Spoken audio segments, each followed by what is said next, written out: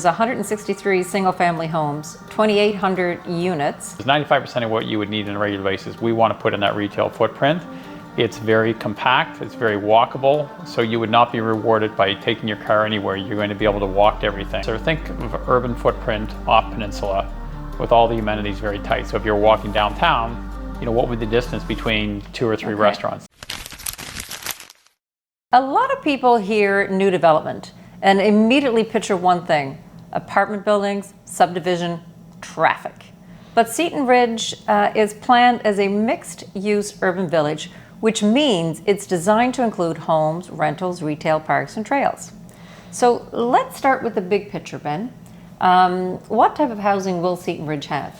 Well, you've described it. I mean, we're going to have multi-unit. We'll have a variety of different offerings within that, from smaller 1-bedrooms, 2-bedrooms, 2-bedroom den.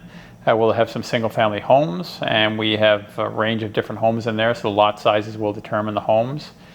Big retail footprint, very intentional in what we're putting in there, so lots of restaurant offerings, coffee shops. Think of all the things you would need on a regular basis. 95% of what you would need on a regular basis, we want to put in that retail footprint. It's very compact, it's very walkable, so you would not be rewarded by taking your car anywhere. You're going to be able to walk to everything. So if you can think about that level of convenience, I think that allows us to create a community, like a sense of community, because people want to walk down on Friday night. You think about, wow, I can walk down to a couple cool restaurants and pick, and there's going to be other people around the neighborhood. So it's going to have a much different feel, and the views are unbelievable. Yeah, so if I think of West Bedford as an example, where we used to live, so you have the houses and then you have the retail community, because essentially, we could have walked from there over to the Tap House or over to Cobb's or whatever. Is it the same feel? No, it's a different feel. So you would see a lot of surface parking on the multi-unit buildings and that just creates separation and a little bit farther to walk in that. So this is much denser. Think of an urban footprint off Peninsula with all the amenities very tight. So if you're walking downtown, what would the distance between 2 or 3 restaurants? They're very close. So the site references 163 single-family homes, 2,800 units within the multi-unit. So how does that help create the balance, do you feel? So it's a good question, and I think 2 things. One, it encourages people to stay within the footprint for a good portion of their day, and they can get most of the things in there. So it rewards people to stay there, take some cars off. This lends itself to density, and the density helps the retail, and the retail is what creates a community. So, and it's transit rich as well. So it's a great, if you want to look at ways to, people talk about, and I don't think, we have people are talking about traffic problems. Yeah, the city's growing, and the city's working on that, and what can they do to try and remedy in that? And this is a way to remedy. You put all your density in certain areas. You reward people to walk to get to most of the amenities. You have transit through it, so they have options. I think this is a great template for how Halifax can continue to grow.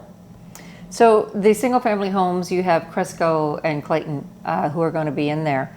What can buyers expect from them? Like, do you have something in mind that you're saying, okay, this is, when you're coming in to build, these are the expectations? Like, do you have different, even covenants, I guess? Yep, we will have covenants, and we are going to go back and revisit those. We would have looked at them a few years ago. And you've been in the housing market, you see designs change all the time. People always like things that are fresh. I would say that what's consistent now, people are looking for energy efficiency. I think people are looking for livability. Open space is still important. People would like to have a variety, but they don't want the large departure, so it doesn't feel like a community. So the way we would generally describe it is they don't need to be brothers and sisters, but it's nice if they're cousins in design. So there'll be a consistent sort of look, but there'll be enough variety there that'll make it look very interesting. And would that be the same for the apartment developers who are going in to build? Yep. I'd say if you look at sort of the town center, the 4 main buildings in the town, they'll want to be a little bit more consistent, and then maybe as you start to spill out on each side of that towards Lacewood and the Bedford Highway, you'll see a little bit more variety. But again, you don't want a departure from the design. You want to make the buildings look like they fit together. You know, I've often heard when I went into, you know, as a listing agent, if I'm selling a house, people will complain about apartments in their backyard.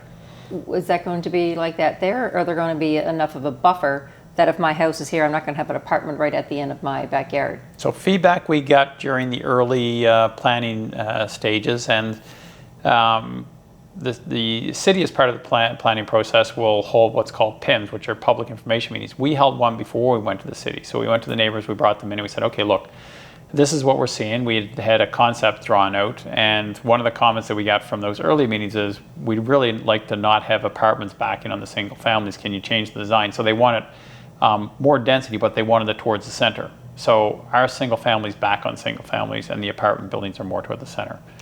So it does address that. You hear that in a common comment that's made. People want to transition from single family into multi-unit buildings. So how important is it for Southwest to create different housing options, or let's say for generational living? Or is that something that's going to be even considered? I think if you have enough mix, that there's sort of stay in the community type of feel. The fact that you can be in a single family home and or a multi-unit building, and you can be in a 1 or 2 bedroom versus a 2 bedroom den, I think that gives people a lot of variety as they move through their lives. You know, young people, there's a lot of young people like the multi-unit sites. Gives them a little bit of freedom. They're not worried about homes, and then as they have a family, they could move into the single family homes, and then empty nesters, they can come back in. So yeah, it's I don't know, I guess the live-in place is kind of the theme. It's a little overstated. This has a little bit of that, but you know, that's not the focus of it. The focus is to offer a variety for people at different stages in their life. Yeah. Well, thank you for coming out. You're welcome.